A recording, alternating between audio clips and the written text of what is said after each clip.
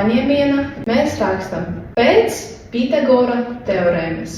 Apzīmēsim malas ar x-iem, x kvadrātā plus x kvadrātā 10 kvadrātā.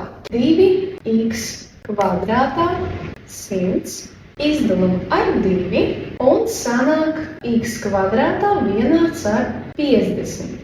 X ir vienāds, ka kvadrātsakne no 50, jeb 25 reiz 2 zem kvadrātsaknes. Tas ir 5 kvadrātsaknes no 2 centimetri. Mēs varam izmantot trigonometriju. Mēs zinām, ka te ir leņķis 90 grādi, bet diagonāla leņķus sadala uz pusēm.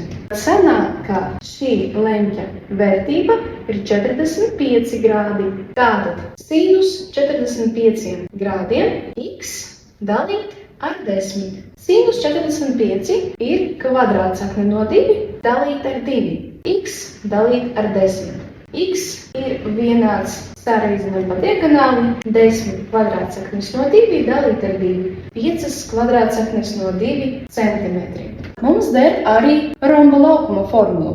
S vienāds D1 reiz D2 dalīt ar 2. Abas divas diagonālis mums ir 10. 10 reiz 10 dalīt ar 2. 100 dalam ar 2, un tas ir 50 centimetri kvadrātā.